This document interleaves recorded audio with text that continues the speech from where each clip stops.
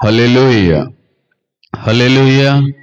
2025 సంవత్సరం అంతా కూడా ప్రకటన గ్రంథ ధ్యానంలో కొనసాగడానికి దేవుడిచ్చిన మహాకృపను బట్టి మన దేవునికి మహిమ కలుగునుగాక.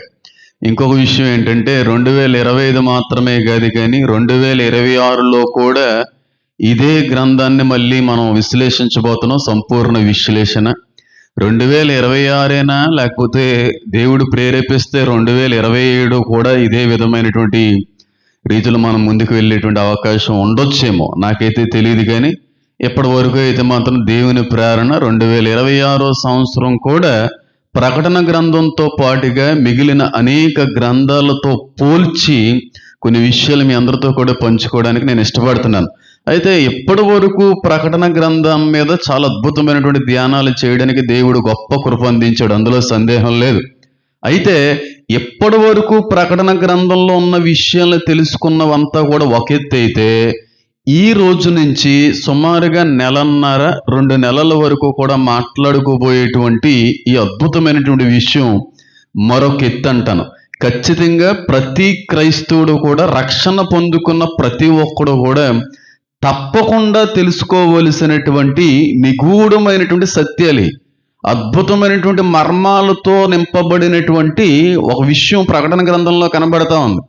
మ్యాటర్ చిన్నగానే కనబడతా ఉంటుంది, కానీ దాన్ని సుదీర్ఘ పరిశీలన కానీ మనం ప్రారంభించగలిగితే, అయ్య బాబోయ్, దీని వెనకాల ఎంత చరిత్ర ఉందా అండి, దీని వెనకాల ఎంత ఆంతర్యార్థం ఉందండి, దీని వెనకాల ఎంత సబ్జెక్ట్ ఉందా అండి బాబు అనేటువంటి ఒక ఆలోచనలోకి నడిపించగలిగేటువంటి ఒక కాన్సెప్ట్ ఈ 1-2 నెలలంతా కూడా నేను జరిగించబోతున్నాను. కనుక దయించి అందరూ కూడా శ్రద్ధ వహించి ఒక్కరూ కూడా ఈ విషయంలో ఈ సెషన్స్లో తప్పిపోకుండా ఉండాలని నేనైతే కోరుకుంటా ఉన్నాను.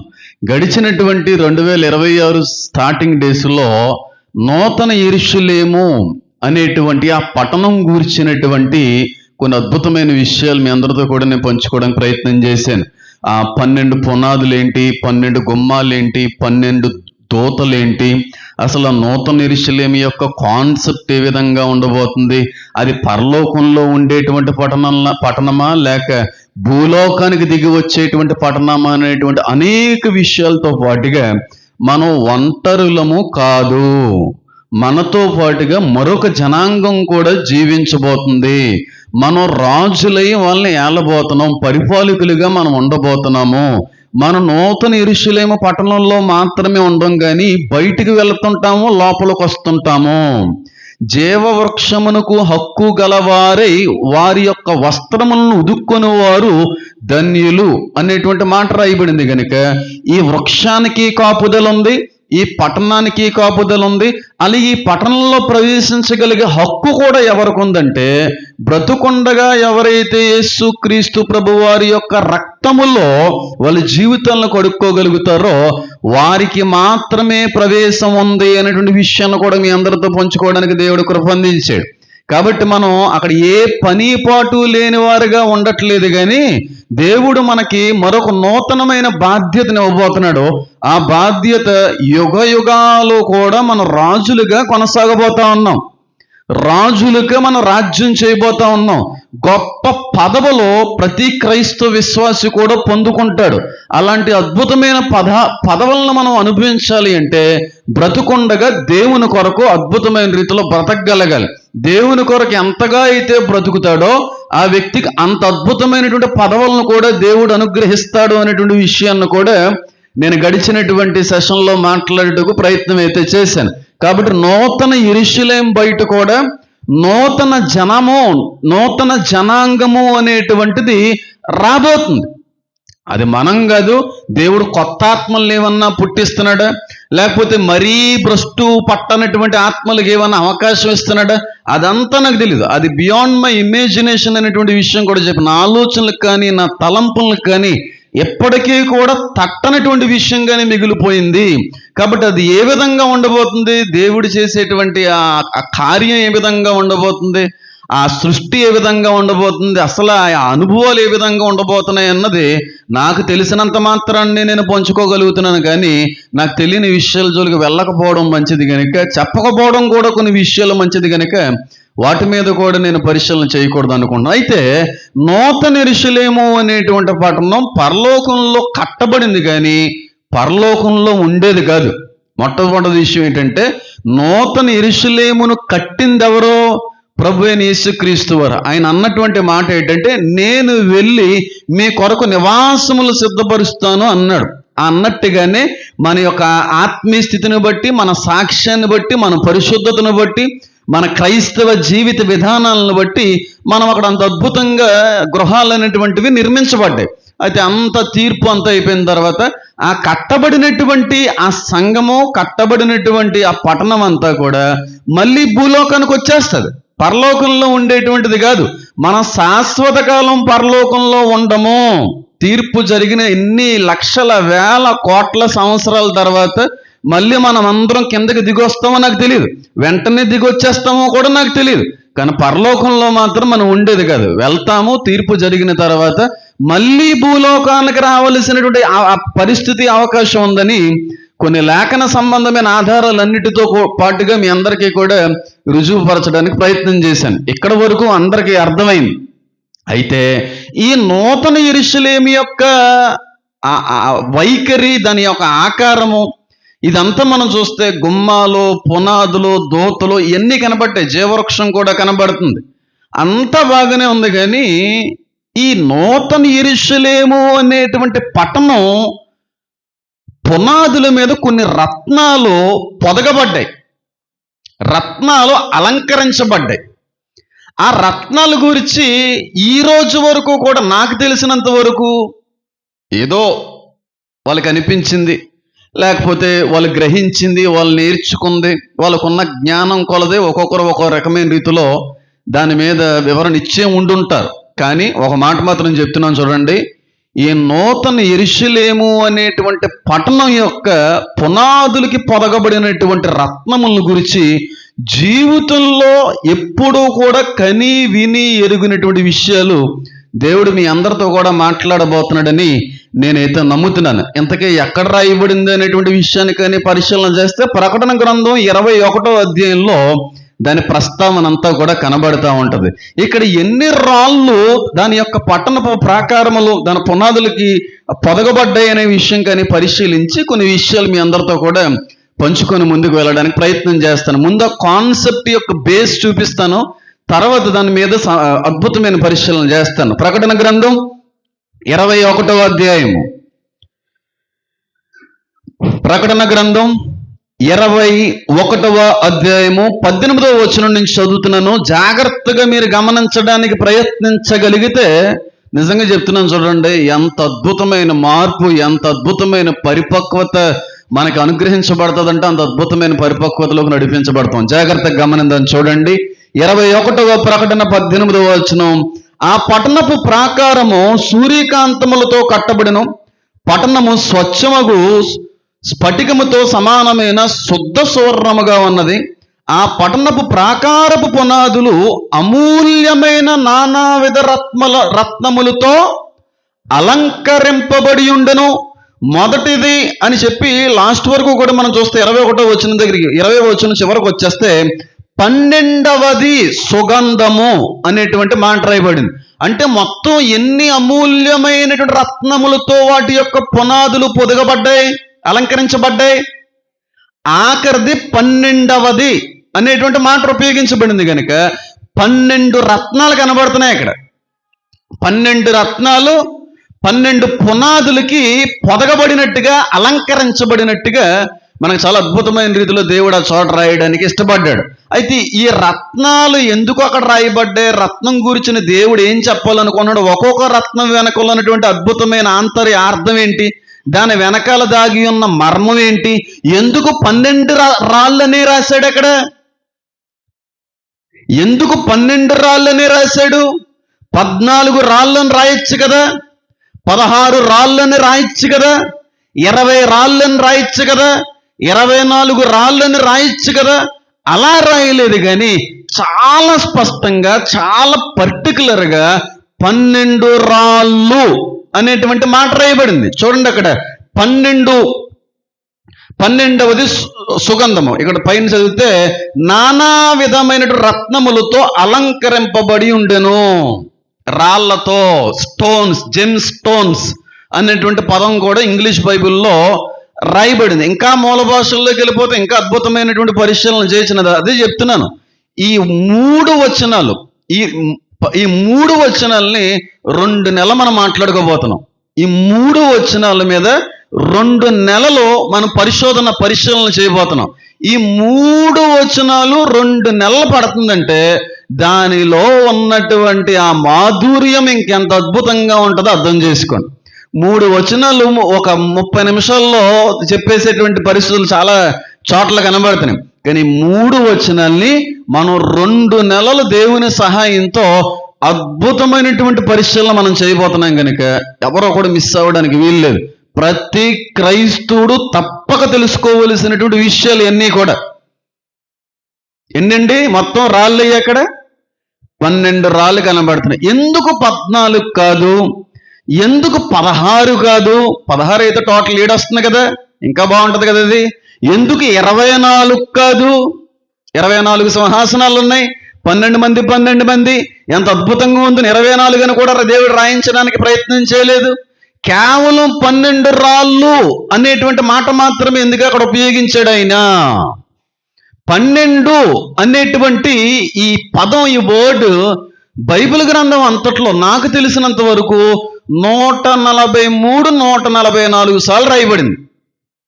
12 అనేటువంటి ఆ సంఖ్య, ఆ ఉచ్చారణ, ఆ పదం అనేది బైబిల్ గ్రంథంలో నాకు తెలిసినంత వరకు 143, 144 సార్లు రాయబడింది 12 అనే పదం. కానీ 12 రాళ్ళు అనేటువంటిది మాత్రం, 12 రాళ్ళు గురించి మాత్రం 4 సార్లు రాయబడింది. ఎంతమందికి అర్థమవుతుందని చెప్పేది? 12 అనేటువంటిది 143, 144 సార్లు రాయబడినా 12 రాళ్ళు అనేటువంటి మాట మాత్రం 4-5 సార్లు మాత్రమే రాయబడినట్టుగా నేను గమనించాను. కాబట్టి 12 రాళ్ళు అనేటువంటిది కేవలం ప్రకటన గ్రంథంలో మాత్రమే కనబడేటువంటిది కాదు. ఇది మొట్టమొదటి విషయం మీరు గమనించాల్సింది. ఇది మొట్టమొదటిసారిగా ప్రకటన గ్రంథంలో ప్రస్తావించబడినటువంటి విషయం కాదు. పాత నిబంధన గ్రంథంలోనే సుమారుగా 3 సార్లు ప్రస్తావించబడింది దీనికోసం. అంటే కొత్త విషయాన్ని ఏదో దేవుడు మనకు చెప్పడానికి ప్రయత్నం చేయట్లేదు. తెలియని విషయాన్ని ఏదో చెప్పి మనందరినీ కూడా ఇబ్బంది పెట్టడానికి, అయోమయంలో ఉంచడానికి దేవుడు ప్రయత్నం చేయట్లేదు. దేవుడు కన్ఫ్యూజ్ చేసేవాడు కాదని చెప్పాను.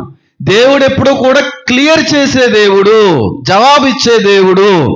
కన్ఫ్యూజన్ ఎందుకు చేయలేదండి? బాబేలు గోపురం దగ్గర చేశాడండి అని అనొచ్చేమో. మళ్ళీ ఆ కన్ఫ్యూజన్ మీరు, ఆ కన్ఫ్యూజన్ భాషలో తారుమారు చేయడానికి మాత్రమే. ఎందుకంటే దేవుని యొక్క చిత్తానికి వ్యతిరేకంగా నడుస్తున్నారు కనుక వాళ్ళు బ్రతుకులను తారుమారు చేయడానికి ఆయన ఇష్టపడ్డాడు. కాబట్టి అది వేరు, ఇది వేరు. కాబట్టి ఆయన కన్ఫ్యూజర్ కాదు, కానీ క్లియర్ చేసేటువంటి ఆయన. కాబట్టి ఇక్కడ 12 రాళ్ళు గూర్చిన ప్రస్తావన ప్రకటన గ్రంథం 21వ అధ్యాయంలో మాత్రమే కనబడేది అని అనుకోవడానికి వీల్లేదు. పాత నిబంధన గ్రంథంలో కూడా దీని గూర్చినటువంటి 12 రాళ్ళ యొక్క ప్రస్తావన ఆది నుంచి కూడా కనబడుతుంది. ఎక్కడ కనబడుతుందో చెప్పండి. తక్కువని ఒక 3 విషయాలు, 3 సందర్భాల్ని. ఎక్కడ మొట్టమొదటిగా 12 రాళ్ళు అనేటువంటిది మనకి ఎవరి సందర్భంలో, ఏ విషయంలో మనకు కనబడుతుంది చెప్పాలి. యెహోషువ గ్రంథాన్ని ఒకసారి తెరిద్దాం చూడండి. యెహోషువ గ్రంథం 4వ అధ్యాయము. యెహోషువ 4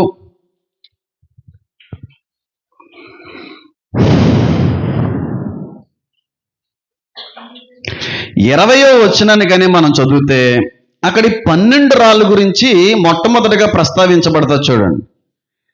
యెహోషువ 4 ఫస్ట్ 4వ అధ్యాయం ఫస్ట్ నుంచి కూడా కనబడుతుంది. 3వ వచనం ఒకసారి చదువుతాను చూడండి. యెహోషువ 4:3 యాజకుల కాళ్ళు నిలిచిన స్థలమును యొర్దాను నడుము నుండి 12 రాళ్లను తీసి వాటిని యువతలకు తెచ్చి, ఎన్ని రాళ్ళండి? 12 రాళ్ళు యొర్దానులో ఎప్పుడైతే మీరు నిలబడతారో ఆ చోట నుండి ఒక్కొక్కటి దగ్గర నుంచి ఒక్కొక్క రాయిని బయటికి తీసుకుని వచ్చి, 20వ వచనం గ్రంథం ఒకసారి చూద్దాం. వారు యొర్దానులో నుండి తెచ్చిన 12 రాళ్లను యెహోషువ గిల్గాలులో నిలవబెట్టించి, ఎన్ని కనబడుతుంది ఇక్కడ? 12 రాళ్ళు అనేటువంటిది కనబడతా ఉంది. అంటే 12 రాళ్ళు అనేటువంటి కాన్సెప్ట్ ఏమీ కొత్తదేం కాదు. దేవుడు పాత నిబంధన నిరర్ధకము చేయడానికి రాలేదు అన్నాడు ఆయన. మరి ఏం చేయడానికి వచ్చాడు చెప్పాలి? సంపూర్ణము చేయుటకే వచ్చాను, నెరవేర్చుటకు వచ్చాను అన్నాడు ఆయన. దాన్ని కొట్టివేయడానికి రాలేదు. కానీ చాలా మంది పాత నిబంధన వద్దు, అది యూదులకు మాత్రమే, యూదులకు మాత్రమే, యూదులకు మాత్రమే. ఇక మాటలు వింటున్నప్పుడు అయ్యో వీళ్ళ గతి ఎంత భయంకరంగా ఉంటుందిరా బాబు ఆఖరి దినాల్లో అనిపిస్తూ ఉంటుంది. కొత్త నిబంధన మనకు అర్థం కావాలి అంటే ఖచ్చితంగా పాత నిబంధన యొక్క ప్రస్తావన అవసరం. పాత నిబంధన లేకపోతే కొత్త నిబంధన లేదు. కొత్త నిబంధనలో వచ్చినటువంటి క్రీస్తే పాత నిబంధనలో యెహోవాగా పిలువబడ్డాడు. ఈ విషయాన్ని మీరు గమనించండి. అంటే తండ్రి దేవుణ్ణి యెహోవా అని పిలవలేదండి, పిలిచారు. తండ్రి దేవుణ్ణి కూడా యెహోవా అని 2-3 సార్లు పిలిచే ప్రయత్నం జరిగింది. కానీ పాత నిబంధనలో ఒక మాటలో చెప్పాలంటే చెప్తున్నాను చూడండి, ఆదాముని కలుగు చేసినటువంటి సమయం నుంచి కూడా క్రీస్తు అక్కడ ఉన్నాడు. ఇంకా బాగా అర్థం అవ్వాలంటే అబ్రహామును పిలుచుకున్నది కూడా యేసుక్రీస్తు ప్రభు వారి కుమారుడే. మోషేతో దేవుడు మాట్లాడాడు అంటున్నారు, కాదు, క్రీస్తు మాట్లాడాడు. మోషేకి ఆ రాతి పలకలను ఇచ్చింది కూడా యేసయ్యే. మోషేకి ఆ వీపును చూపించింది కూడా యేసయ్యే. తండ్రిని చూడలేరు ఎవరు, ఎప్పటి వరకు ఎవరో తండ్రిని చూడలేదు, చూస్తే చచ్చిపోతారు. తండ్రిని ఈనాటి వరకు ఎవరో చూడలేదు. ఈనాటి వరకు చూసింది యేసుక్రీస్తు ప్రభువు వారిని మాత్రమే. అది ప్రవక్తలైన ఇంకొకరైనా స్వయంగా నిండు ఆయన మహిమతో చూసింది ఎవరు లేరు. దర్శనంలో చూసుంటే ఉండొచ్చు తప్ప కేవలం యేసుక్రీస్తు ప్రభు వారిని ఆయన చూసి బ్రతుకుడు అసాధ్యం. ఎవరు కూడా చూడలేదు ఆయన్ని. యేసుక్రీస్తు ప్రభు ఇచ్చిన స్టేట్మెంట్ అది. తండ్రిని ఎవరో కూడా చూడలేదని ఆయనే చెప్పాడు. చూసింది యేసుక్రీస్తు ప్రభు వారిని. మోసే వెనుకటి వీపి భాగం కూడా యేసుక్రీస్తు ప్రభు వారిదే. పాత నిబంధనలో యూదులందరినీ నడిపించింది, విడిపించింది, కాచి కాపాడిందంతా కూడా కుమారుడే. యెహోవాగా పిలువబడ్డాడైన. అలాగని చెప్పి తండ్రికి వర్తించదంటే తండ్రికి కూడా వర్తించింది కొన్ని సందర్భాలలో. దాని గురించి కూడా మాట్లాడడానికి సమయం ఉన్నప్పుడు ప్రయత్నం చేస్తాను. కాబట్టి ఈ 12 రాళ్ళు యొక్క ప్రస్తావన యెహోషువ దగ్గర మొదలైంది. యెహోషువ ఎప్పుడైతే కనాను లేదంటే పాలు తేనెలు ప్రవహించేటువంటి దేశంలోకి వెళ్ళే ప్రయత్నం చేశాడో, మోషే అనంతరం ఎప్పుడైతే యెహోషువ నూతన బాధ్యతని చేపట్టాడో వాళ్ళకి మొట్టమొదటిగా ఎదురైన సవాల్ ఏంటో తెలుసా? యొర్దాను. ఆ నది అడ్డుగా కనబడింది. ఎప్పుడైతే అడ్డుగా కనబడిందో దేవుడు చెప్పినట్టుగా వాళ్ళు అక్కడికి వెళ్ళి నిలబడడం అనేది జరిగింది. నిలబడిన తర్వాత బయటికి రావడం అనేది జరిగింది. తొలి పంటను కూడా తినడం జరిగింది. అన్నిటికంటే అక్కడ ఉన్నటువంటి ఆ నదిలో 12 రాళ్ళు సేకరించడం అనేది కూడా జరిగింది. ఆ 12 రాళ్ళని కూడా బయటికి తీసుకురానైనా తీసుకుని వచ్చి ఎవరైనా ఎప్పుడైనా మీ వెనకటి తరం వాళ్ళు ఇక్కడ ఎందుకు ఈ 12 రాళ్ళు పెట్టారు అని అడిగితే తర్వాత ఇది చెప్పాలని చెప్పి ఇక్కడ రాయబడి చూడండి 21వ వచనం. ఇశ్రాయేలుతో ఇట్లా రాబో కాలమున మీ సంతతి వారి రాళ్ళు ఎందుకు తమ తండ్రులను అడుగుతురు కదా, అప్పుడు మీరు ఇశ్రాయేలు ఆరిన నేల మీద యొర్దాను దాటిరి. యొర్దాన్ని దేవుడు దాటించాడు అని చెప్పి ఒక సాక్ష్యాధారాన్ని దేవుడు అక్కడ ఉంచే ప్రయత్నం చేశాడు. ఎట్లనగా యెహోవా బాహు బలమైనది భూనివాసులందరూ తెలుసుకున్నటకు మీరు ఎల్లప్పుడూ మీ దేవుడిని యెహోవా యందు భయభక్తులు నిలుపుటకును మేము దాటు వరకు మీ దేవుడిని యెహోవా తానే మా ఎదుటి ఎర్ర సముద్రమును ఎండు చేసినట్లు మీరు దాటు వరకు ఎదుట యొర్దాను నీళ్ళని ఎండ చేసినని చెప్పి సంగతి వారికి తెలియపరచును. ఇది కాన్సెప్ట్. 12 రాళ్ళు అంటే దాని అర్థం అంత మాత్రమేనా కాదు, చాలా ఉంది. దాని గురించి కాదు కదా మనం మాట్లాడుకునేది. ఎప్పుడన్నా దాని గురించి మాట్లాడుకున్నప్పుడు దాని గురించి మాట్లాడదాం. జస్ట్ అది క్లారిఫికేషన్ కోసం మాత్రమే, ఎగ్జాంపుల్ కోసం మాత్రమే దాని యొక్క ప్రస్తావన తీసుకుని రావడానికి ప్రయత్నం చేశాను. ఇది మొట్టమొదటిసారి 12 రాళ్ళు గురించి ప్రస్తావించబడింది. రెండవదిగా నిర్గమాకాండం 28వ అధ్యాయంలో కూడా 12 రాళ్ళ యొక్క ప్రస్తావన కనబడుతుంది. ఏ అంటారా? ప్రధాన యాజకుల యొక్క బ్రెస్ట్ ప్లేట్ మీద 12 రాళ్ళు ఉంచమనంటాడు దేవుడు. చూడండి ఒకసారి, నిర్గమాకాండం 28వ అధ్యాయము, నిర్గమాకాండం 28వ అధ్యాయము. ఇది ప్రధాన యాజకునికి దేవుడు కొలత చొప్పున, దేవుడి యొక్క నియమం చొప్పున కుట్టబడినటువంటి వస్త్రం, ఆ దుస్తులు వేసుకోవాలని చెప్పి దేవుడు మాట్లాడడానికి ఇష్టపడ్డాడు. చూడండి, నిర్గమాకాండం 28వ అధ్యాయము 21వ వచనం చూడండి. ఆ రత్నములు ఇశ్రాయేలీల పేర్లు గలవై, వారి పేర్లు చొప్పున ఎన్ని ఉండాలి? 12 ఉండవలెను. ప్రకటన గ్రంథం 21వ అధ్యాయంలో కూడా ఎన్ని ఉంది? 12వది. ఇక్కడ కూడా ఎన్ని రాళ్ళు ఉన్నాయి? ఎన్ని రత్నాలు ఉన్నాయి? 12 రత్నాలు ఉన్నాయి. ఎక్కడ అవి అలంకరించబడాలి? ఏ యాజకుడైతే ఆ యాజక ధర్మాన్ని జరిగిస్తున్నాడో ఆ యాజకుని యొక్క వస్త్రం పైన బ్రెస్ట్ ప్లేట్ అనేటువంటిది ఉంటుంది. ఇది కూడా ఎప్పుడైనా దేవుడు అవకాశం ఇస్తే ఆ కాన్సెప్ట్ మీద కూడా మనం మాట్లాడదాం. అంతేగాని దాన్ని ఇమిడి చేసి కలిపేసి మాట్లాడితే మీరు కన్ఫ్యూజ్ అయిపోతారు కనుక అది నేను చెప్పను. దాని గురించి కూడా అద్భుతమైనటువంటి పరిశీలన ఏ రోజైనా దేవుడికి ఇష్టమైతే చేయడానికి ప్రయత్నం చేద్దాం. కాబట్టి అక్కడ ఉన్నటువంటి ప్రధాన యాజకుల యొక్క ఛాతి మీద కూడా ఎన్ని రాళ్ళు ఎట్టమన్నాడు దేవుడు? కొట్టమన్నాడు. అక్కడ ఆ బ్రెస్ట్ ప్లేట్ మీద 12 రత్నాలని కొట్టండి. 4 చొప్పున 3 వరుసలు కొట్టండి. ఇక్కడ కూడా ఎన్ని రాళ్ళు కనబడుతున్నాయి? 12. 2 ఇప్పటికి, మొదటిది ప్రకటనలో మొత్తం 3 అయినాయి అనుకోండి. ఇంకో చోట కూడా 12 రత్నములు 12 రాళ్ళు యొక్క ప్రస్తావన చాలా అద్భుతమైనటువంటి రీతిలో దేవుడు రాయడానికి ఇష్టపడ్డాడు. ఎక్కడో చెప్పండి. 12 రాళ్ళు గురించినటువంటి ప్రస్తావన మాట ఇంకో చోట కూడా ఉంది. చెప్పండి. యెహోషువ యొర్దాను నది దగ్గరే కాదు, దేవుడు ప్రధాన యాజకులు కుట్టేటువంటి వస్త్రాల దగ్గర 28 నిర్గమాకాండం మాత్రమే కాదు, ఇంకొక చోట కూడా 12 రాళ్ళ యొక్క ప్రస్తావన ఉంది. ఏంటో చెప్పండి. ఎక్కడ చెప్పండి. చెప్పాలి త్వరగా. ఎవరన్నా చెప్పితే నా వాచ్ ఇచ్చేస్తాను 5 సెకండ్లలో, 5 గంటల్లో 5 నిమిషాలు కాదు. ఎక్కడుంది చెప్పాలి. 12 రత్నములు 12 రాళ్ళ యొక్క ప్రస్తావన ఇంకెక్కడున్నది?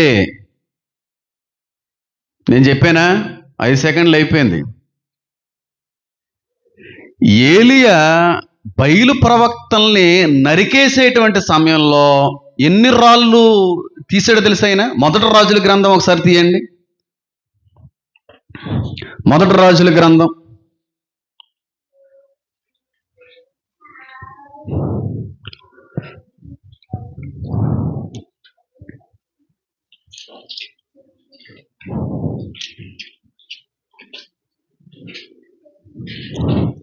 ఇక్కడ కూడా దాని యొక్క ప్రస్థానం చూడండి. మొదటి రాజుల గ్రంథం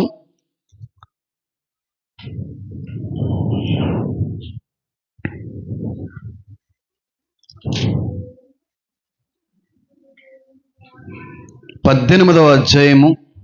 మొదటి రాజుల గ్రంథం 18వ అధ్యాయము చూడండి. 31వ వచనం. యెహోవా వాక్కు ప్రత్యక్షమై, నీ నామము ఇశ్రాయేలుగునని వాగ్దానమునందున యాకోబు సంతతి గోత్రముల లెక్క చొప్పున 12 రాళ్లను తీసుకొని, ఎన్ని రాళ్ళండి? ఆ రాళ్ల చేత యెహోవా నామమున ఏం కట్టాలి? బలిపీఠం కట్టాలి. ఇక్కడ కూడా ఎన్ని రాళ్ళు కనబడుతున్నాయండి? 12 రాళ్ళు తీసుకోమని స్వయంగా దేవాది దేవుడు ఏలియాతో మాట్లాడుతున్నాడు. కర్మేలు పర్వతం మీద దేవుడు మాట్లాడుతున్నటువంటి సందర్భంలో ఉపయోగించబడినటువంటి మరొక మాట 12 రాళ్ళు.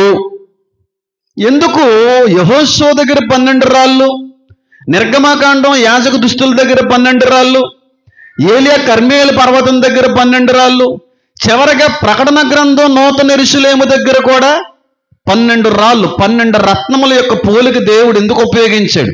12 12 12 అని రాళ్లతోనే ఎందుకు పోల్చాడు? రత్నముల విషయంలోనే 12 అనేటువంటి ప్రస్తావన ఎందుకు తీసుకుని వచ్చాడు? దీని మీద మాట్లాడడానికి నేను ఈరోజు ఇక్కడ రాలేదు, కానీ వేరే విషయం కనుక 12 అనేటువంటిది అది కంప్లీట్ నెంబర్, ఫుల్ఫిల్మెంట్ నెంబర్. అది నేను చాలాసార్లు చెప్పాను. 7 సంపూర్ణ సంఖ్య. ఎన్నిసార్లు చెప్పాను నేను? 7 సంపూర్ణం, 3, 8, 12, 4, 5 ఇలా చాలా యూదుల యొక్క అనుభవాల మేరకు అవి చాలా ప్రత్యేకమైన సంఖ్యలుగా వాళ్ళు కొలుస్తూ ఉండేవారు. దేవుడు పెట్టాడు, పైగా మనుషులు పెట్టుకున్నవి కాదు అవి. దేవుడు పెట్టాడంటే దాని వెనకాల కూడా ఏదో రకమైనటువంటి మర్మం, అర్థం అనేది ఉండే ఉంటుంది కదా. ఇప్పుడు దాని గురించి నేను మాట్లాడాను అనుకోండి, కొంతమంది ఏమంటారంటే, నువ్వు ఇంకా సెంటిమెంట్లు ఫాలో అవుతున్నావా, ఇంకా నెంబర్ల మీద, అక్షరాల మీద నీ నమ్మకాన్ని, విశ్వాసాన్ని ఉంచుతున్నావా అన్నట్టుగా మాట్లాడతారు. మరి అలాంటి వాళ్ళకి సమాధానం చెప్పవలసిన పరిస్థితి వస్తుంది కనుక వాటి గురించి మాట్లాడకపోవడం మంచిది. లక్కీ నెంబర్స్ అనేటువంటివి ఏమీ లేవు. నాకు ఇష్టమైన సంఖ్యలు 7 అనే సంఖ్య. ఏం చెప్తాను దానికి? 3 నా ఇష్టమైన సంఖ్య. ఇలా నాకు ఇష్టమైన సంఖ్యలు ఉండడం తప్పే. లక్కీ నెంబర్స్ అనేది ఏమీ లేవు. 7 సంపూర్ణమైనది. నా కార్ నెంబర్ కూడా మీకు తెలియదు ఏం కాదు, యెహోవా అని అర్థం ఇస్తా ఉంటుంది. యాహ్వే అని చెప్పి హీబ్రూలో ఏ అక్షరాలు అయితే ఉపయోగించబడ్డాయి మన కార్ నెంబర్ అది 7171. నా ఫోన్ నెంబర్ 7171. ఇప్పుడు రీసెంట్గా కొత్త వెహికల్ తీసుకున్న దానికి కూడా నెంబర్ రావాలని ప్రయత్నం చేస్తున్నాం. కొంతమంది మాట్లాడడం జరిగింది. అంటే అది ఇష్టం కనుక తప్ప సెంటిమెంటల్గా వర్కౌట్ అవుతుందనే ఉద్దేశం కాదు. అర్థమైందని నేను చెప్పింది. 12 అనేది ఒక ప్రత్యేకమైన సంఖ్య. దాని గురించి మాట్లాడదాం ఖచ్చితంగా ఉన్నప్పుడు. ఇప్పుడు 2026వ సంవత్సరం కదండి ఇది. 2026వ సంవత్సరం కదా. ఇయర్ ఆఫ్ గాడ్ అని పిలుస్తూ ఉంటారు ఈ సంవత్సరాన్ని. దేవుని సంవత్సరము అని పిలుస్తూ ఉంటారు ఈ సంవత్సరాన్ని. తెలుసు మీకు? యాహ్వే అనేటువంటి దగ్గర 4 సంఖ్యలు కనబడతా ఉంటాయి. యా దగ్గర 10, వే దగ్గర 5, యోద్ అనేటువంటి దగ్గర 6, హే అనేటువంటి దగ్గర 5. 10, 5, 6, 5 టోటల్ ఎంత? 26. 2026వ సంవత్సరం దేవుడు ప్రతిష్ఠించుకున్నటువంటి సంవత్సరం అని కొంతమంది నమ్మకాలు తెలియపరుస్తూ ఉంటాయి. ఇది దేవుని సంవత్సరం అని, దేవుడు ఒక నూతన కార్యాన్ని జరిగించే సంవత్సరం అని, ఈ సంవత్సరంలో ఏదో దైవికమైనటువంటి కార్యం జరగబోయేటువంటి సంవత్సరం అని, ఈ సంవత్సరం మీద చాలా ప్రత్యేకమైన ఆశలు, చాలా ప్రత్యేకమైనటువంటి ఆలోచనలతో యూదులు ఇప్పటికే ఉన్నారు. యా వే యోద్ హే అనేటువంటి మాట. యా అనేది 10, వే అనేటువంటిది 5, యోద్ 6, హే అనేటువంటిది మళ్ళీ 5 వస్తుంది సంఖ్య.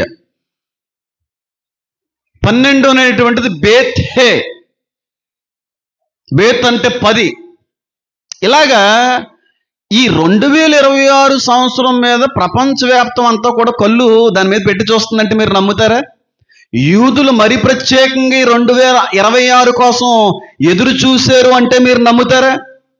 దేవుని సంవత్సరం ఇది దేవుడి యొక్క కార్యాలు జరిగించేటువంటి సంవత్సరం అని చెప్పి ఎదురు చూసే వాళ్ళు చాలా మంది ఉన్నారు. అలాగని చెప్పి 2026 సంవత్సరంలో దేవుని రాకడ వచ్చేస్తుంది, లేదంటే మందిరం కట్టబడిపోతుంది, లేదంటే రావలసినటువంటి అంతిమ సూచనలన్నీ కూడా జరిగేటువంటి సంవత్సరం అని అన్న తప్పే. ఎందుకంటే మీరు దేవుడు అని చెప్పాడు అంటారు. నాకెందుకు ఇవన్నీ, మనకు అనవసరం కనుక వాటి గురించి నేను మాట్లాడాలనుకోవట్లేదు. కానీ దేవుని సంవత్సరము అనేటువంటి ఒక నమ్మకం మాత్రం దీని మీద ఉంది. 2026 యోద్ హే వే హే 4 సంఖ్యలు, 4 ఉచ్చారణలు. కాబట్టి మీరు అర్థం చేసుకోవలసినటువంటి విషయం ఏంటంటే 26 ఏమో దాని వెనకాల దేవుడు కలిగి ఉన్నటువంటి ప్రణాళిక ఏంటో మనకు తెలియదు కదా. కాబట్టి 12 అనేటువంటిది ఒక ఫుల్ఫిల్మెంట్, కంప్లీట్నెస్, పెర్ఫెక్షన్ సంబంధించినటువంటి ఒక సంఖ్యగా ఆ చోట కనబడుతూ ఉంది. కాబట్టి ఈ 12 రాళ్ళు, 12 రత్నాల యొక్క ప్రస్తావన ప్రకటన గ్రంథం 21వ అధ్యాయంలో మొట్టమొదటిగా ప్రస్తావించబడిన విషయం కాదు, కానీ పాత నిబంధన నుంచి కూడా ఒక ఛాయారూపకంగా ముందుకు వెళుతున్నటువంటి ఒక పోలిక, ఒక అలంకారంగానే, ఒక ఉద్దేశపూర్వకంగానే దేవుడు రాయడానికి కూడా ప్రయత్నం అయితే చేశారు. అంటే ఇంకా బాగా చెప్పాలంటే అండి, నిర్గమకాండం 28వ అధ్యాయంలో ప్రధాన యాజకులుగా దేవుడు కొంతమందిని ఎన్నుకున్నాడు, ప్రతిష్ఠించుకున్నాడు. ఆ యాజకుల యొక్క బ్రెస్ట్ ప్లేట్ మీద 12 రాళ్ళు ఉన్నాయి, 12 రత్నాలు ఉన్నాయి. అయితే ఈ 12 రత్నాలు ఆనాటి కాలంలో యాజకులకు మాత్రమే అది అమర్చబడేవి, అలంకరించబడేవి. అయితే నిర్గమకాండంలో దేవుడు అనుకున్నటువంటిది నూతన యెరూషలేములో ఫుల్ఫిల్ అయింది. అప్పుడు యాజకులు కొంతమంది మాత్రమే ప్రతిష్ఠించబడ్డారు. ఈ యాజక ధర్మాన్ని జరిగించడానికి అహరోను సంతానంలో కొంతమందిని మాత్రమే దేవుడు అనుకున్నాడు. కానీ నూతన యెరూషలేములో అందరూ యాజకులమే. అర్థమవుతుందని చెప్పేది. అక్కడ ప్రాక్టికల్, ఇక్కడ ఫుల్ఫిల్మెంట్ జరిగింది, ఇక్కడ క్లియర్గా జరిగిపోయింది. అక్కడ కొంతమందికే ఆ అవకాశం, కానీ నూతన యెరూషలేములో అందరం యాజకులమే. ఏం మాట్లాడుతున్నారండి పాస్టర్ గారు? అంటే మనం అందరం కూడా యాజకులమేనా? కాదా? పేతురు రాసినటువంటి పత్రికలో రాయబడలేదు ఇంత గొప్ప యాజక సమూహమా? చూడండి ఒకసారి 2వ పేతురు, 1 పేతురు 2:3-9 ఉంటుంది చూడండి. 1 పేతురు 2వ అధ్యాయము 9వ వచనం నేను చదువుతున్నాను చూడండి. ఇదిగో, అయితే మీరు చీకటిలో నుండి ఆశ్చర్యకరమైన తన వెలుగులోనికి మిమ్మల్ని పిలిచిన వాని గుణాతిశయములు ప్రచురము చేయ నిమిత్తము ఏర్పరచబడిన వంశమును, రాజులైన యాజక సమూహమును, పరిశుద్ధ జనమును, దేవుని సొత్తైన ప్రజలై. ఎవరి గురించి మాట్లాడుతున్నాడు? కొంతమంది గురించే మాట్లాడుతున్నాడా? సంఘం అంతటిని ఉద్దేశించి మాట్లాడే మాట తెలుసా? రాజులైన యాజక సమూహమా. ఇది ఎప్పుడు నెరవేరుతుంది? నూతన యెరూషలేములో. గడిచిన సెషన్లో అదే మాట్లాడాను. మనం రాజులుగా రాజ్యం చేయబోతున్నాం. రాజులుగా మళ్ళీ మనం అనేకుల మీద ప్రభుత్వం చేయగలిగేటువంటి అవకాశం దేవుడు ఇవ్వబోతున్నాడు. ఈనాటి సంఘం రేపటి రాజ్యము, ఈనాటి సంఘము రేపటి యాజక సమూహము అని అన్నాను. నిర్గమకాండంలో కొంతమంది యాజకులుగా ఉన్నారు, కానీ నూతన యెరూషలేములో ప్రవేశించిన మనం అందరం ఎవరి వస్త్రములైతే ఆయన పరిశుద్ధ రక్తములో కడగబడ్డాయో, పరిశుద్ధమైన అలంకరణతో మళ్ళీ తీర్చిదిద్దబడ్డాయో, వాళ్ళందరూ కూడా ఎవరిగా మార్చబడ్డారంటే మనం అందరం యాజకులమే. అంటే అక్కడ నేను మొన్న కూడా చెప్పిన కదా, కొన్ని రకాలైన పదవులు ఉంటాయి. కొంతమందికి ఒక్కో రకమైన బాధ్యతలు ఇస్తారు. కొంతమంది రాజులుగా, కొంతమంది యాజకులుగా, కొంతమందిని అక్కడ ఆ ఏరియాలోనే కొన్ని పనుల నిమిత్తమే దేవుడు ఏర్పరచుకుంటాడు.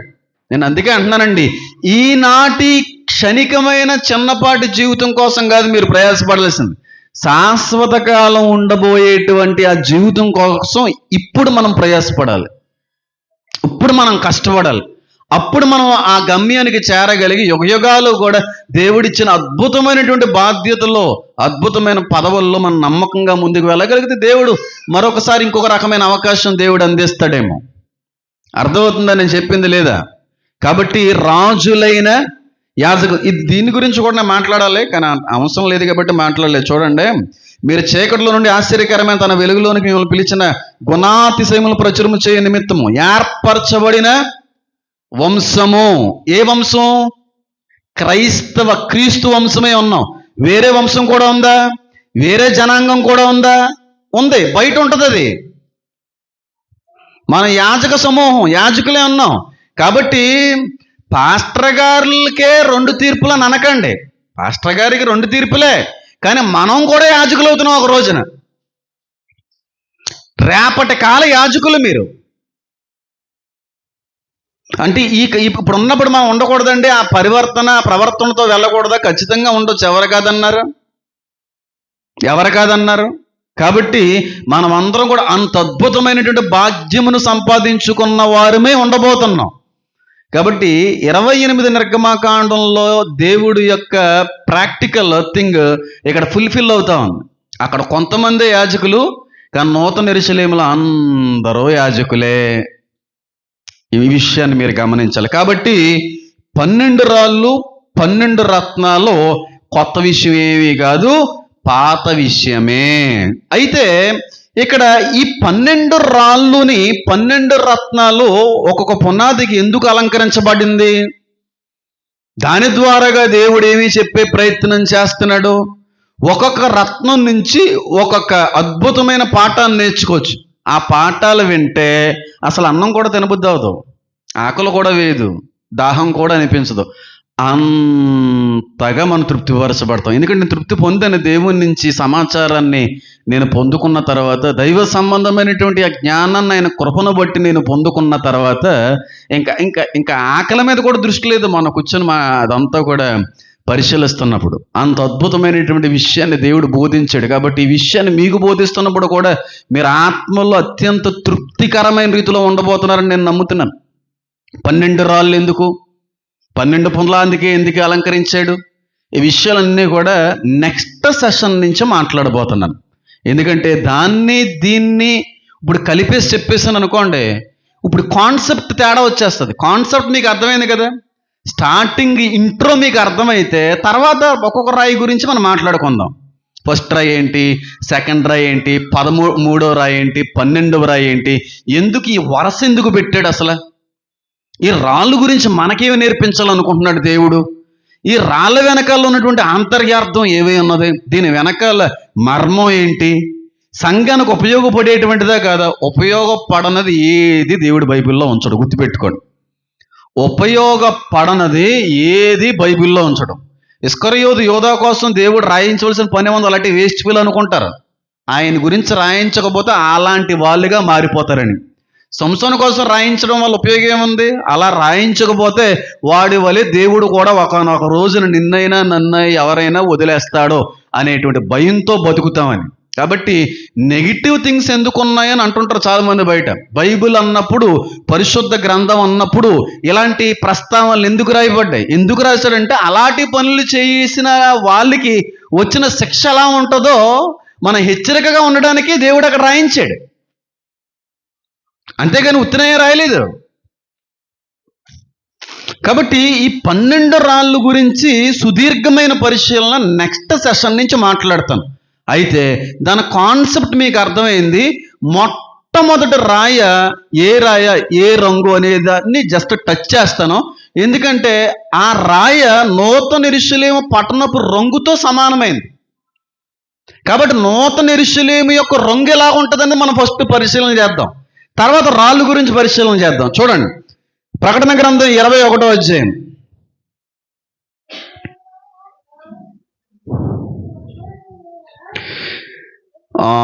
21:18. ఆ పట్టణపు ప్రాకారము సూర్యకాంతములతో కట్టబడును.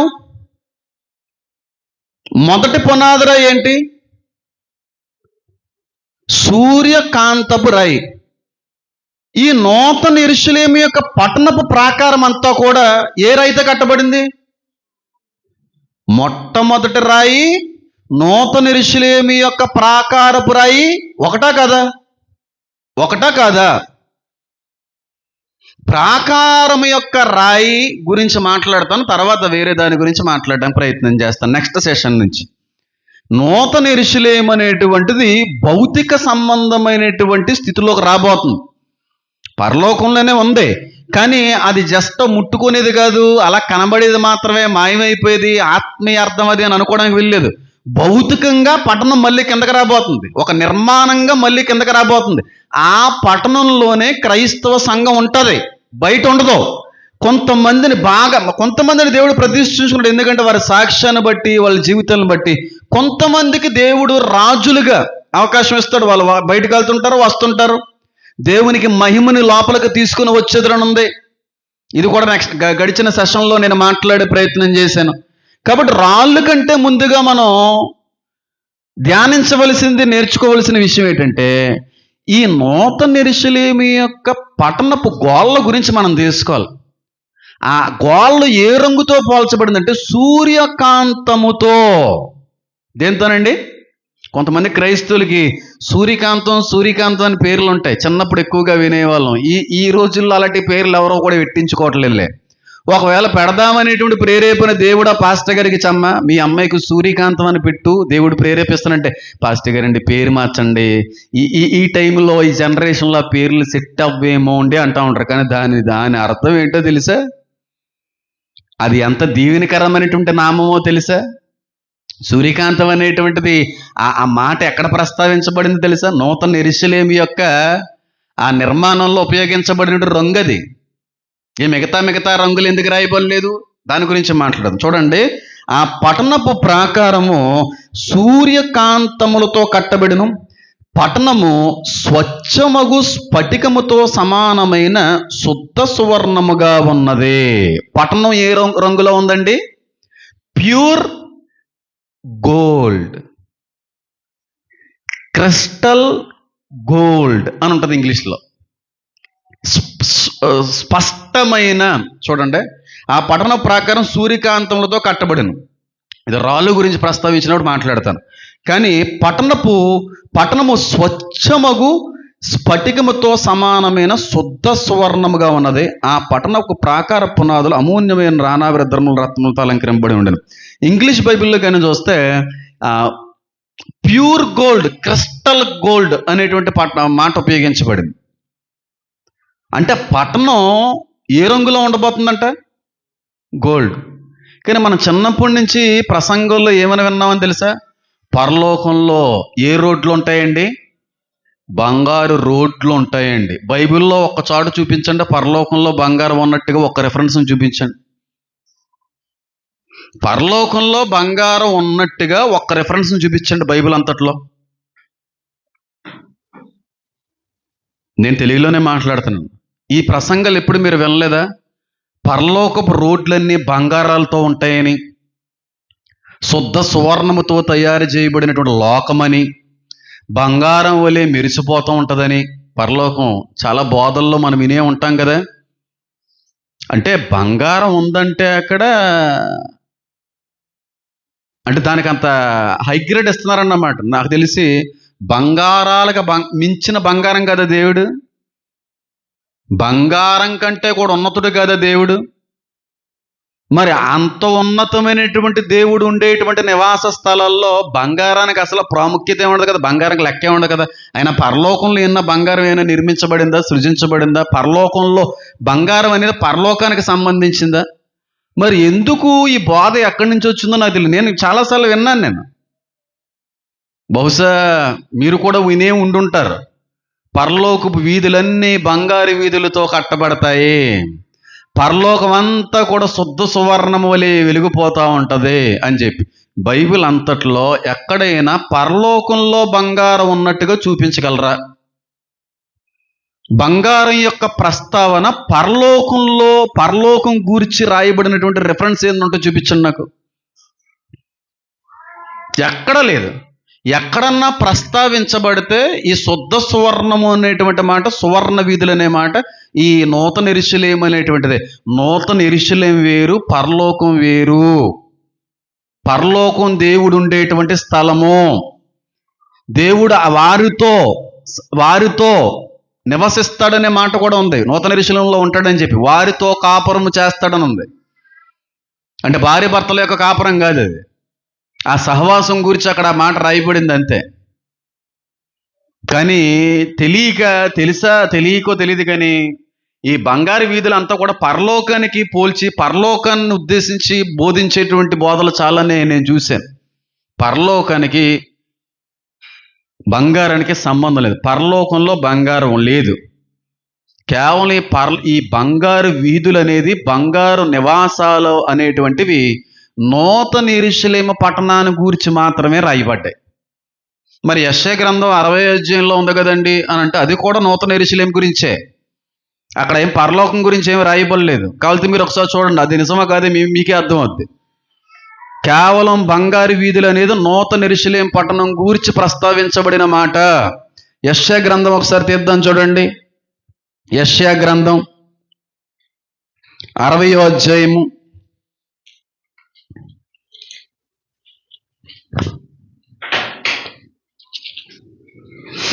60వ అధ్యాయంలో కూడా ఈ బంగారు వీధుల గురించిన ప్రస్తావన ఉంటుంది చూడండి. యెషయా గ్రంథం 3వ వచనం, జనములు నీ వెలుగునకు వచ్చెదరు, రాజులు నీ ఉదయకాంతికి వచ్చెదరు, కనులెత్తు చుట్టూ చూడు, వీరందరూ కూడుకుని నీ యొద్దకు వచ్చుచున్నారు, నీ కుమారులు దూరం నుండి వచ్చుచున్నారు, నీ కుమార్తెలు సంకనెత్తబడి వచ్చుచున్నారు, నీవు చూచి ప్రకాశింతువు, నీ గుండె కొట్టుకుని చుప్పొంగును, సముద్ర వ్యాపారం నీ వైపు త్రిప్పబడును, జనముల ఐశ్వర్యం నీ యొద్దకు వచ్చును, ఒంటెల సమూహం మిథ్యా నీ ఎయిఫాల లేత ఒంటెలను నీ దేశం మీద వ్యాపించును, వారందరూ శాబా నుండి వచ్చెదరు, బంగారమును ధూపద్రవ్యమును తీసుకుని వచ్చెదరు, యెహోవా స్తోత్రం ప్రకటించెదరు. నీ కొరకు కేదారు గొర్రె మందలన్నీ కూడుకును, నబాయోతు పొట్టులు నీ పరిచరకు ఉపయోగము అలగును, అవి నా బలిపీఠం మీద అంగీకారమలగును, నా శృంగార మందిరమును శృంగారించదును, మేఘము వలను ఎగియు గువ్వ వలను గోళ్ళకు ఎగిరి వచ్చును. దేవుడిని యెహోవా నామమును బట్టి ఆయన నిన్ను శృంగారించినందున ఇశ్రాయేలు పరిశుద్ధ దేవుని నామను బట్టి దూరము నుండి నీ కుమారులు తమ వెండి బంగారం తీసుకుని వచ్చుటకు ద్వీపములు నా కొరకు కనిపెట్టుచున్నవి. తర్కీషు ఓడల మొదట వచ్చుచున్న అన్యులు నీ ప్రాకారమును కట్టుదురు, వారి రాజులు నీకు ఉపచారము చేదురు. ఏలైనగా నేను కోపపడి నీ కొట్టిరి తిని గాని కటాక్షి నుంచి నీ మీద జాలిపడుచున్నాను. ఇదంతా మీరు తర్వాత వచనాలు అన్నీ కూడా చదువుకున్నారు అనుకోండి, నూతన యెరూషలేము అనేటువంటి దాని యొక్క ప్రస్తావన ఈ చోట కనబడతా ఉంటుంది. మీరు కానీ జాగ్రత్తగా కానీ మీరు పరిశీలన చేస్తే దాని తర్వాత వచనాలంతా కూడా నూతన యెరూషలేము గురించి. మీరు ఈ 18వ వచనం, ఇక నన్ను ఈ దేశం బలత్కారం మాట వినబడదు, నీ సరిహద్దుల్లో పాడు అన్న మాట కానీ నాశనం అన్న మాట కానీ వినబడదు, రక్షణే నీకు ప్రాకారములను ప్రఖ్యాతి అని గుమ్మములను చెప్పుకుందువు.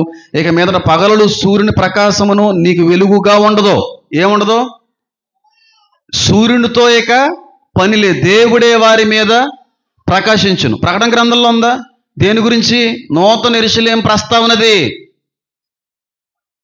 దేవుడే వారి మీద ప్రకాశించును అనేది నూతన యెరూషలేము యొక్క ప్రస్తావన.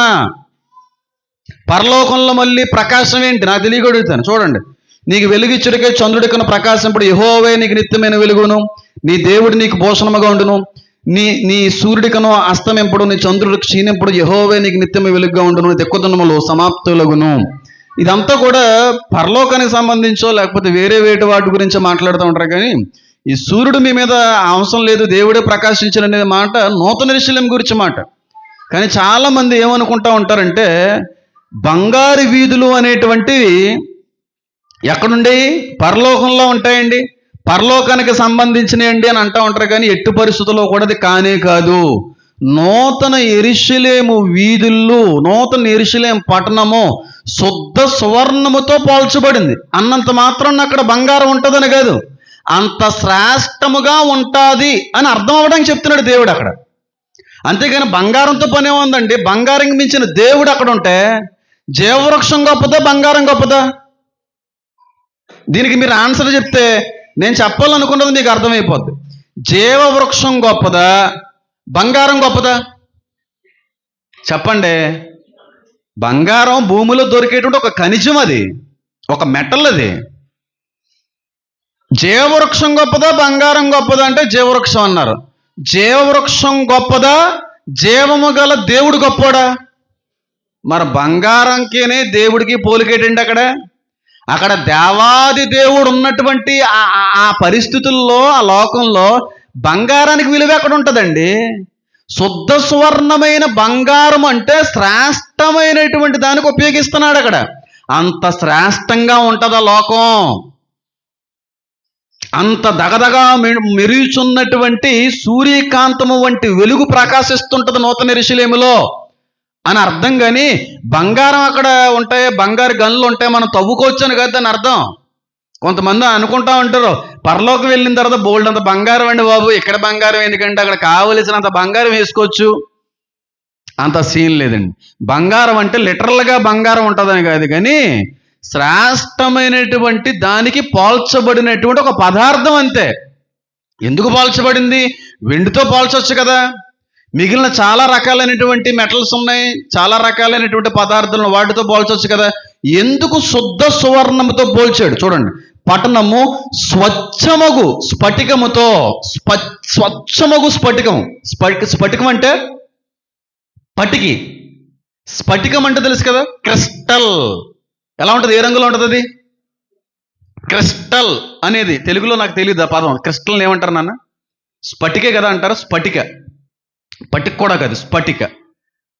ఏ రంగులో ఉంటుంది అది? దానికి రంగు ఉంటుందా, ట్రాన్స్పరెంట్గా ఉంటుందా? క్రిస్టల్గా ఉంటుంది. అంటే ఆ రాయిని ఎలా తీసుకుని వచ్చి అవతల ఉన్నటువంటి వ్యక్తిని రాయి నుంచి చూడొచ్చు. అంటే బ్లర్గా ఉన్న ఫిగర్ కనబడుతూ ఉంటుంది. అంటే అవతల దివతలకి యువతల దవతలకి కనబడేటువంటి అవకాశం.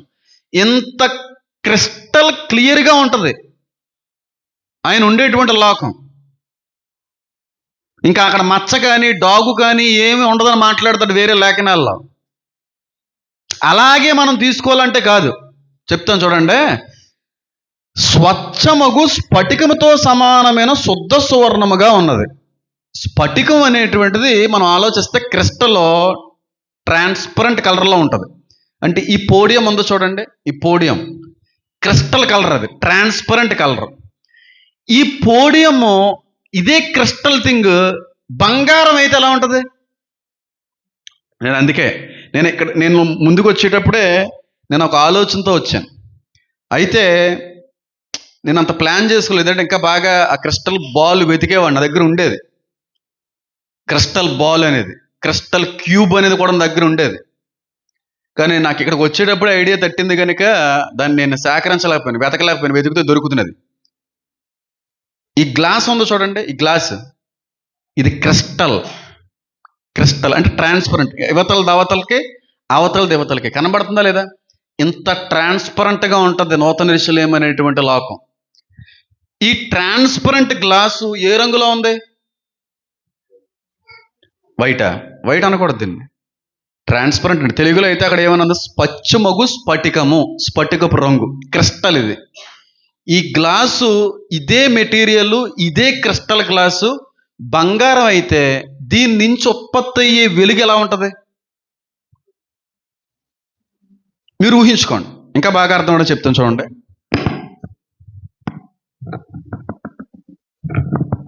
ఇది క్రిస్టల్,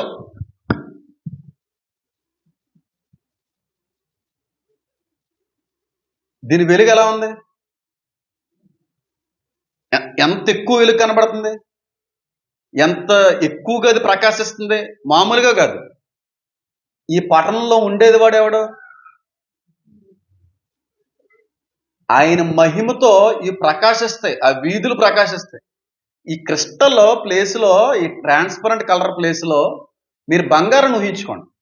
ఇదే ట్రాన్స్పరెంట్ బంగారపు రంగు గ్లాసులో నుంచి ఇదే లైటింగ్ కానీ బయటకు వస్తే ఆ వెలుగు ఏ రేంజ్లో ఉంటుంది? ఏ రేంజ్లో ఉంటుందో అర్థం చేసుకో.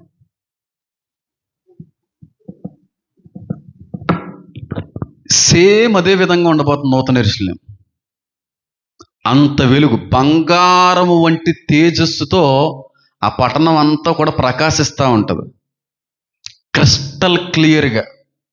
ఎందుకంటే లోపల ఉన్నవాడు దీపమై ఉన్నాడు. అది నేను అందుకే అంటున్నాను, అది నేను వివరించలేనండి. అది నా ఇమాజినేషన్కి చాలా హయ్యర్ స్టేజ్లో ఉంది. అది నేను అసలు ఎంత ట్రై చేసినా అది మనకు దక్కదు. అది ప్రకాశిస్తూ ఉంటుంది. ఒక బంగారాన్ని ట్రాన్స్పరెంట్గా క్రిస్టల్గా మార్చి ఒక ఎండలో కానీ లైట్ దగ్గర కానీ పెడితే ఎలాంటి తేజస్సు, ఎలాంటి మహిమ, ఏ విధమైనటువంటి రంగుతో అది ప్రకాశిస్తుంటుందో మీరు ఊహించుకుంటే దానికి కొన్ని కోట్ల కోట్ల కోట్ల కోట్ల రెట్టింపు నూతన యెరూషలేము అనేటువంటి ప్రకాశిస్తూ ఉంటుంది. జనము దాని యొక్క వెలుగునందు సంచరించెదురు అన్నాడు ఆయన. ఎంత వెలుగుతో నింపబడినటువంటి పట్టణం అర్థం చేసుకోండి. పైగా వెలుగు వైట్ కాదు, వైట్ లైట్ కాదు, బంగారపు లైట్, గోల్డెన్ క్రిస్టల్ లైట్. అది ఎంత అద్భుతంగా మెరుస్తూ ఉంటుందో చూడండి. ఆ పట్టణపు వెలుగుతోనే జనాలు సంచరిస్తారంటే అది నేను చూపించిన దానికి కొన్ని కోట్ల కోట్ల రెట్టింపు వెలుగు ఇంకా ఎక్స్టెండ్ అవుతుంది. అంటే అర్థం చేసుకోండి ఆ వెలుగు ఎంత అద్భుతంగా ఉంటుందో. నూతన యెరూషలేము అనేటువంటి వెలుగు, ఆ ప్రకాశత ఎంత అత్యున్నతమైనటువంటి రీతిలో పట్టణం వెలిగిపోతుంటుందో, మహిమతో నింపబడిందో, ప్రకాశిస్తూ ఉంటుందో, దాని వెలుగులో జనాలు సంచరిస్తుంటారో అర్థం చేసుకోండి. ఇది లిటరల్గా కూడా కనబడింది. స్పిరిచువల్ సెన్స్లో ఊహించుకోవడానికి వీలు. ఆత్మీయంగా ఆలోచించే విషయమే మాత్రమే కాదు, భౌతికంగా కూడా ఆ విధంగా ప్రకాశించేటువంటి పట్టణం ఈ నూతన యెరూషలేము అనేటువంటి పట్టణం. దగదగ మీరు సూర్యకాంతం, అందుకంటే పునాదులు అమూల్యమైన నానరత్నం తలంగరం స్ఫటికంతో సమానమైన శుద్ధ సువర్ణమే ఉన్నది. ఆ పట్టణ ప్రాకారం పునాదులు అమూల్యమైన నానారవేద రత్నములతో అలంకరింపబడిన మొదటి పునాదులే సూర్యకాంతము. దగదగ మెరుగుచున్నటువంటి పట్టణంగా కనబడుతుందని రాయబడింది. కాబట్టి ఎంత అద్భుతంగా నూతన యెరూషలేము అనేటువంటి పట్టణానికి దేవుడు ఉద్దేశం కలిగి కట్టడం అర్థం చేసుకోండి. ఈ చర్చికి ఇంజనీర్ ఎవరో నాకు తెలియదు, లేదంటే తాజ్మహల్కి ఇంజనీర్ ఎవరో నాకు తెలియదు, లేదంటే గ్రేట్ వాల్ ఆఫ్ చైనాకి ఇంజనీర్ ఎవరో నాకు తెలియదు. అంటే నాకు అంత గుర్తులేదు, తెలుసు దాని మీద అవగాహన ఉంది కానీ గుర్తులేదు. కానీ నూతన యెరూషలేము అనేటువంటి పట్టణానికి ఇంజనీర్ ఎవరో తెలుసా? మేస్త్రి ఎవరో తెలుసా? యేసే. ఇంకా ఏ రేంజ్లో కట్టుంటాడో మీరు ఆలోచించండి. ఆ పట్టణానికి ఇంజనీరు, ఆ పట్టణానికి మేస్త్రి గారు యేసయ్య. ఏ రేంజ్లో కట్టుకొని వచ్చుంటాడో పట్టణాన్ని అర్థం చేసుకోండి. పైగా పట్టణం ఎక్కడెక్కడ కట్టబడింది కదా, పరలోకంలో నుంచి దిగి వచ్చే నూతన యెరూషలేము అనే పట్టణం. ఎంత ఫెంటాస్టిక్ ఉంటుంది, ఎంత అద్భుతంగా ఉంటుంది, అసలు ఇంకా వర్ణింపలేనిది, వర్ణింపలేనిది, వర్ణాతీతం. అది వర్ణించలేడు మనిషి. ఎందుకంటే దాని యొక్క రూపకర్త, దాని యొక్క చీఫ్ ఇంజనీర్ దేవుడు. ఇంకా వెలుగు ఎలా ఉంటుంది? ఎందుకంటే ట్యూబ్లైట్లు అక్కడ ఏం అవసరం, కరెంట్ ఏముండదు, ట్యూబ్లైట్లు ఉండవు, జనరేటర్లు ఉండవు. కానీ ఫుల్ ప్రకాశంతో నింపబడినటువంటి పట్టణం. దాని రంగు మాత్రం క్లియర్గా రాయబడింది, శుద్ధ సువర్ణమైన స్ఫటికమును పోలి ఉన్నది, క్రిస్టల్ గోల్డ్. చూడండి ఆ వెలుగు, ఒక్కసారి దాని మీద వెలుగు పడుతుంది, మళ్ళీ తిరిగి ప్రకాశించే విధానం ఎంత రెట్టింపుతో ఉంటుందో, ఎంత రెట్టింపుతో ఉంటుందో. ఇంకా ఆయనే ప్లాన్ వేసాడంటే, ఆయనే దీనికి రూపకర్త అంటే, ఆయన మేస్త్రిగా పట్టణాన్ని కట్టాడంటే, నువ్వు నేను ఊహించుకుంటే అర్థమయ్యేది అది అర్థం కానిది. ఏదో ఊహించుకుని ఏవో ఫోటోలు జనరేట్ చేయొచ్చు కానీ, తయారు చేయొచ్చు, ఎడిట్ చేసి వాటిని రెడీ చేయొచ్చు కానీ అసలు కానే కాదు, అది జరగని పని. అది ఎట్టి పరిస్థితుల్లో అది అసాధ్యమైన పని. అది మనిషి అసలు ఊహించలేనటువంటి పరిణామం, అది ఊహించలేనటువంటి పట్టణం. అది అలాంటి పట్టణంలో ఎవరు ఉండబోతున్నారో తెలుసా? ఇప్పుడు ఎవరైతే నా ముందు వచ్చి కూర్చున్నారో వాళ్ళు ఉండడానికి దేవుడిచ్చిన మహా గొప్ప ధన్యత అది. ఎక్కడ ఉండిపోతాం అనుకుంటున్నారా? ఈ వైట్ కుర్చీల్లో కూర్చుండిపోయి, ఏసీల మధ్యన కూర్చునిపోయి, చర్చిల్లో ఇది కాదమ్మా మనం ఉండవలసినటువంటి స్థలం. ఇది కాదు మనం వెళ్ళేటువంటి గమ్యం. మన గమ్యం వేరు. అందుకే పౌలు గారు అంటారు, మనం ఈ లోక యాత్రికులము. ఈ లోకానికి యాత్రికులుగా వచ్చాం, అంతే, గెస్ట్లుగా వచ్చాం. మళ్ళీ వెళ్ళిపోవాలి మన ప్లేస్కి మనం. దీన్ని చూసే ఓ అయ్య బాబాయ్ ఏముందండి ఇల్లు, ఏముందండి చర్చ్, అయ్య బాబాయ్ ఏం కట్టారండి, ఇదేం కట్టారు. అక్కడ ఉంటాం మనం, అక్కడ ఉండబోతున్నాం. అక్కడ ఏ రేంజ్లో ఉంటుందో ఒకసారి మీరు ఊహించుకోండి. ఎవ్వరం కూడా, ఇక్కడ ఉన్న వాళ్ళు అందరూ అక్కడ ఉండబోయే వాళ్ళే యేసు నామంలో. ఎక్కడ కూర్చున్నారు, రేపు అక్కడ కూర్చుంటాం. దేవుడు ఎదుట మనం ప్రకాశవంతమైన జ్యోతులు వలె, జ్యోతులు పోలి ఉంటారన్నాడు ఆయన. అలాంటి ధన్యతని లోకం ఏమంటుంది? వద్దంటుంది. నేను కడుగుతానరా, నా రక్తంతో మీ జీవితాలను కడుగుతానరా, మీ దుస్తులను కడుగుతానరా, మీ పాపాలను కడుగుతానరా, మీ పాపాలని మీ జీవితాన్ని కడగలిగే శక్తి కేవలం గొర్రెపిల్ల యొక్క రక్తంలో మాత్రమే ఉందిరా అంటుంటే లోకం ఏమంటుంది? గొర్రెలు గొర్రెలు గొర్రెలు అంటుంది. తెలియట్లేదు పాపం దాని యొక్క ధన్యత. బ్రతికుండగా ఎవరైతే క్రీస్తు రక్తంలో కడగబడతారో, వారు వస్త్రములు కడుక్కొనిదిరో వారు మాత్రమే గుమ్మములు గుండా ప్రవేశించు హక్కు గలవారేయుందురు. అర్థం కావట్లేదు లోకానికి. ఎంత చెప్పే ప్రయత్నం చేసినా, ఎంత అర్థవంతంగా బోధించడానికి విశ్వ ప్రయత్నం చేసిన లోకానికి అర్థం కావట్లేదు. లోకానికి అర్థం కావట్లేదు దేవుడు. ఎందుకో తెలుసా? ఆ దేవుడు తప్పు కాదు, సేవకులుగా మా తప్పే. మేము అర్థమయ్యే విధంగా దేవుని లోకాన్ని పరిచయం చేయలేకపోతున్నాం. క్రైస్తవులకు మాత్రమే దేవుడు అనే విధంగానే బోధించుకుని వెళ్ళాం. కానీ బైబిల్ ఏం చెప్తుంది తెలుసా? ఆయన లోకమును ఎంతో ప్రేమించును అనేమో బైబిల్ చెప్తుంది. ఆయన చీకటి మీద వెలుగు మీద ఏకరీతిగా వర్షం కురిపించేవాడని చెప్పేమో బైబిల్ సెలవిస్తుంది. అన్ని జనులను ఆయన ప్రేమించుచున్నాడు అని బైబిల్ సెలవిస్తుంది. కానీ మనం ఏమైనా బోధించుకుని వెళ్ళిపోయింది తెలుసా? క్రీస్తుని అంగీకరించినటువంటి అన్యులందరంటే క్రీస్తుకు ద్వేషము, కోపము, పగ, ఇష్టం ఉండదు. వాళ్ళని దీనులు అంటున్నాడు, మనల్ని అనట్లేదు దీనులని. వాళ్ళకి తీర్పు తక్కువ ఉంటుంది, తెలిసినటువంటి మనకి ఎక్కువ ఉంటుంది అని అన్నాడు ఆయన. కేవలం క్రైస్తువులకు మాత్రమే దేవుడు అనేటువంటి బోధల వల్ల క్రీస్తు లోకానికి అర్థం కాకపోలేదు. ఇప్పటికే చాలా ఆలస్యం అయిపోయిందండి.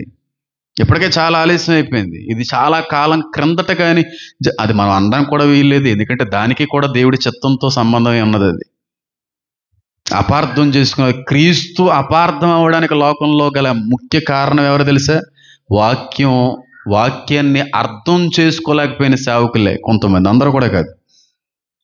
క్రైస్తువుల దేవుడు కదా, లోకం అంతటికీ దేవుడైన ఆయన అందరికీ ప్రభు అని ఉంది. ఆ విధానం, ఆ చెప్పే విధానం తెలియక చాలామంది అపార్థం చేసుకున్నారు. కానీ ఆ గొప్ప ధన్యతని పొందుకోవాలంటే బ్రతుకుండా ఏటి నోటితో ఎవరైతే యేసు దేవుడిని ఒప్పుకొని రక్షణ పొందుకుంటారో వారు దేవుని రాజ్య సంబంధికులు అయిపోతారు. బాప్తిస్మం అంతే. యేసయ్యే నిజమైన దేవుడండి, ఆయనే మా పాపాల నుండి మమ్మల్ని రక్షించగలిగే వాడండి అనే విశ్వాసంతో నువ్వు నమ్మి రక్షణ పొందుకుంటే నీ ఆత్మ రక్షించబడినట్టే. నువ్వు నూతన యెరూషలేము పట్టణంలోకి వెళ్ళేటువంటి ఆ ధన్యతను పొందుకున్నట్టే, అంత గొప్ప భాగ్యవంతుడు అయినట్టే.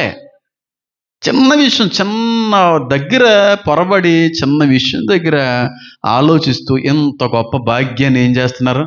పోగొట్టుకుంటున్నారు. ఇంత గొప్ప భాగ్యాన్ని, అంత అద్భుతమైన పట్టణం, ఆ పైగా పట్టణాన్ని ఎవరు కట్టారండి? దేవాది దేవుడు. ఆ పట్టణపు చిన్న చిన్న పోలికలు, చిన్న చిన్న ప్రస్తావనలను ఆలోచిస్తుంటేనే అర్థం కావట్లేదు. ఇంకా ఆ పట్టణం గురించి దేవుడు మొత్తం అంతా రాసేస్తే ఇంకేం అర్థం అవుతుంది? చిన్న శుద్ధ సువర్ణమైన స్ఫటికమును పోలిన చిన్న పదాలు ఉపయోగించాడు. దాన్ని వివరించడమే కష్టం అవుతుంది. ఇంకా మొత్తం అంతా దాని గురించి కానీ అక్కడ దేవుడు రాసి ఉంటుంది, ఇంకెంత కష్టం అయిపోతుంది, అసలు అర్థం కాకపోతుంది. ఇంకది అంత లైటింగ్ ఉంటుంది, అంత క్రిస్టల్ గోల్డిష్ లైటింగ్తో పట్టణం అంతా వెలిగిపోతూ ఉంటుంది. ఎందుకంటే అసలు సిసలైన దీపం మధ్యలో ఉంది, దేవుడు అనే దీపం. ఆ దీపం ఎప్పుడైతే వాళ్ళ మీద మరింతగా వెలుగుతూ ఉంటారు, మరింతగా ప్రకాశిస్తూ ఉంటారు.